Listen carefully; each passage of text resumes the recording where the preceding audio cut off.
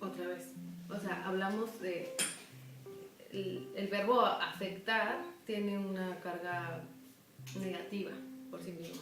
Sin embargo, no lo es, o sea, socialmente tiene una carga negativa porque es afectar, casi siempre lo vemos como algo negativo.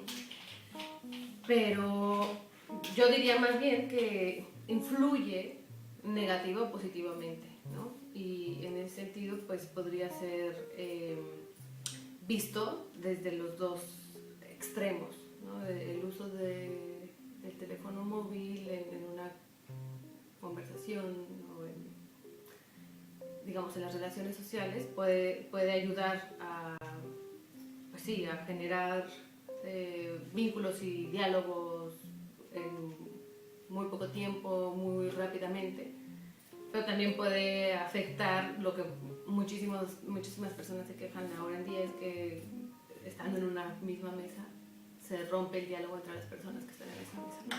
Pero bueno, esos ejemplos podríamos contrarrestarlo con otros ejemplos, es decir, siempre está el otro lado de la moneda. Entonces, insisto, tendríamos que ver hechos concretos para saber de qué estamos hablando, porque podría ser una herramienta útil solamente y podría también ser una herramienta que dificulte en algunas situaciones en particular el diálogo o la relación entre las personas.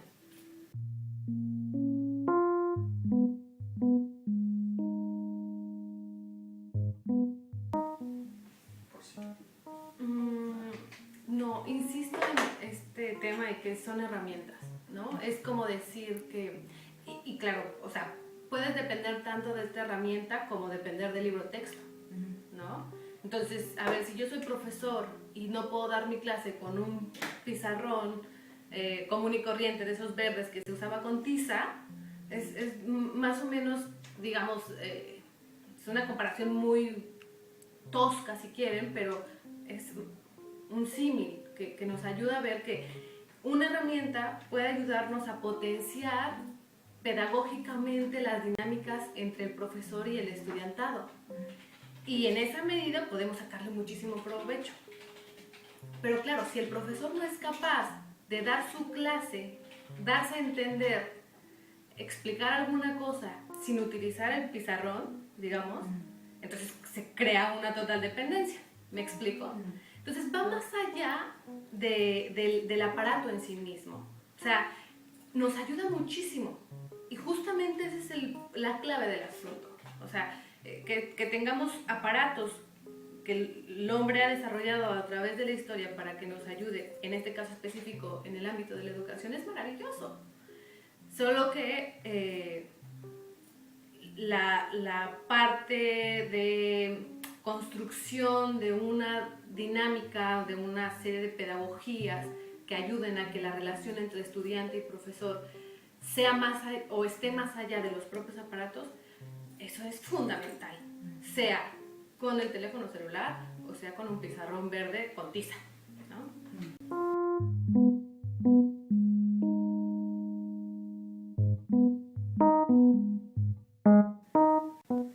Componentes en la sociedad.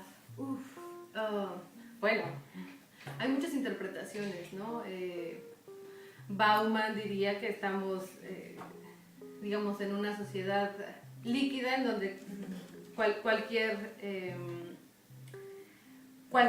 paradigma se ha diluido y entonces ya no tenemos, por ejemplo, cohesión social y entonces somos muy individualistas y por lo tanto todo el mundo está en su teléfono celular, estés en una comida o estés en un concierto, no importa si estás solo o estás acompañado y de cuántas personas estás acompañado, ¿no?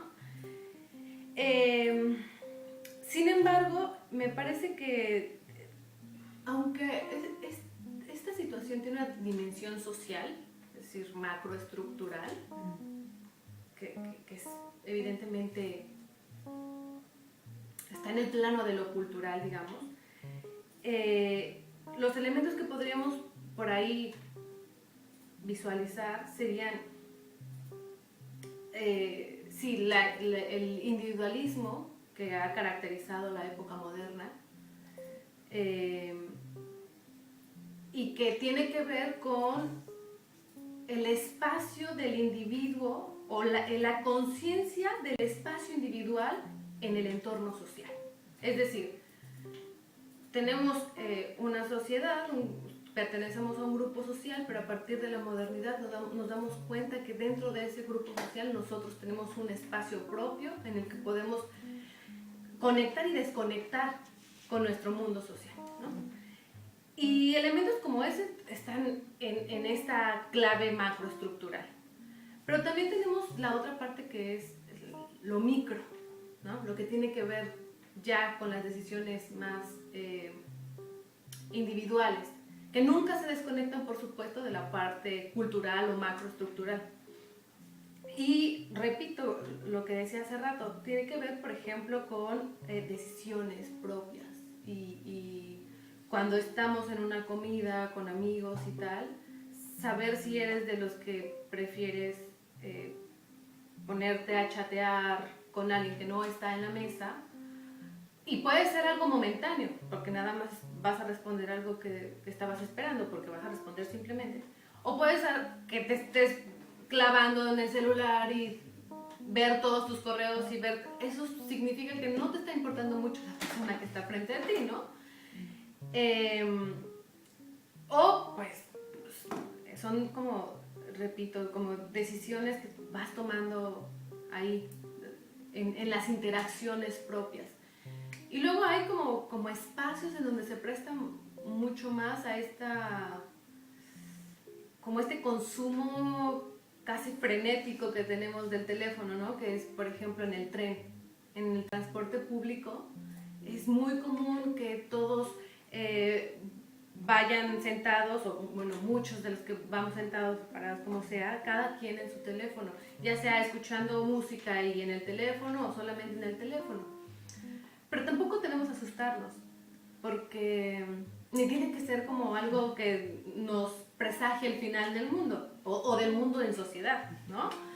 Porque, por ejemplo, para un trabajo que estuve haciendo sobre periodismo y la historia del periodismo, encontraba que en 1800 y tantos había una noticia sobre lo escandaloso que era que la gente, ahora en el transporte público, imagínense personas vestidas de traje, que además casi siempre eran hombres, que iban es una fotografía que está en internet y te la puedo enseñar. Están en el autobús, son personas, casi siempre hombres, vestidos de traje, cada uno con su diario. Y están todos en los asientos con su diario sin mirarse uno al otro. Entonces, traspolado a lo que pasa hoy, pues más o menos es así. ¿Qué quiero decir con todo esto? Bueno, pues que sí es verdad que hay un consumo bastante fuerte y a veces frenético del teléfono celular, que tiene que ver con las grandes ventanas que nos abre internet, porque si nuestro teléfono celular no tiene internet, pues no lo vas viendo, ¿no? Pues en este aparatito puedes encontrar un montón de cosas y tiene que ver con eso, pero que lo podemos ubicar a partir de lo que pensamos o que hemos ubicado como la modernidad, o sea que no es nada nuevo. Y que al mismo tiempo hay elementos más particulares, más individuales, que se mezclan para que uno pueda llevar sus relaciones sociales y estar en comunidad sin que eso le signifique menos humanidad, ¿no?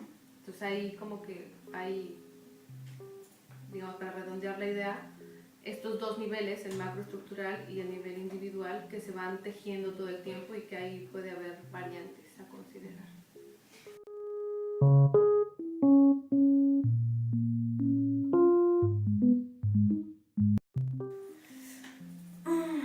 Pues yo me atrevería a decir que a lo mejor lo vemos como menos romántico y menos idealizado, ¿no? Las relaciones sociales a través del teléfono celular, del móvil. Pero que, insisto, al final, las cartas que se mandaban, por ejemplo, las personas el siglo pasado, a principios, mediados del siglo pasado, pues tampoco les resultaba como no sé, o sea, eran una forma de tener relaciones a distancia y de tener noticias de otras personas que eran benéficas en ese sentido, en el sentido de estrechar los lazos. Y el teléfono celular podría servir para eso, pero también podría servir para lo contrario, ¿no? Entonces, tú puedes, por ejemplo, yo que estoy en España, yo puedo seguir sabiendo de mis personas queridas, de mi familia, de mis amigos, a través del teléfono celular, sin que eso represente para mí un gasto muy importante, ¿no? Y eso es muy bueno para mí porque sé de ellos, saben de mí y nuestra relación sigue estrecha. Ahora, por ejemplo, con las aplicaciones de ligar o tal, pues a mí me parece fenomenal, ¿no? O sea, claro que conlleva riesgos y esos no los sabemos todavía o los estamos estudiando apenas y tal. Pero también es cierto que tengo un par de amigas que han conocido a un chico ahí, que están enamoradas y que les va muy bien y no sé qué, y digo, genial, ¿no? O sea, cualquier cosa que nos permita avanzar hacia no sé, hacia un desarrollo personal y profesional siempre será positivo bajo mi punto de vista. No sé si con eso respondo. Sí.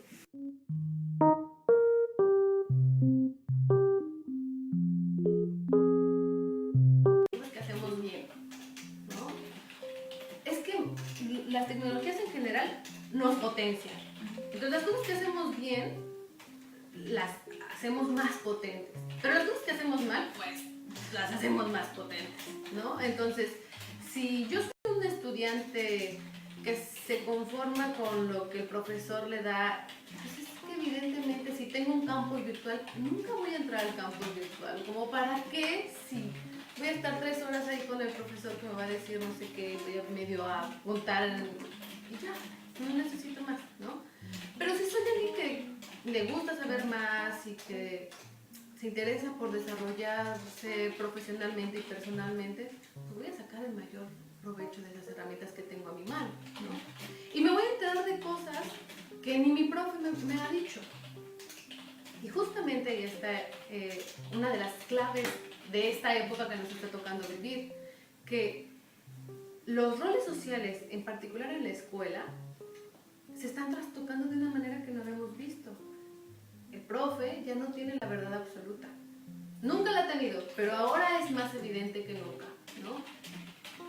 Y si yo como estudiante no soy capaz de sacarle provecho a estos dos mundos, es decir, en donde un profesor se ha preparado por mucho tiempo para ayudarme a entender ciertas cosas que me van a servir para la formación profesional y al mismo tiempo ir a localizar otra información que sume a lo que mi profe me dio, pues es que entonces estoy desaprovechando la gran oportunidad, ¿no? Y creo que en la medida en que tanto los profes como los estudiantes, como los padres de familia, como, repito, como los diferentes actores que conforman la sociedad, apuesten por un estímulo, una concientización, pero también una acción atendiendo a este fenómeno social que es avasallador, podemos sacarle el mejor provecho.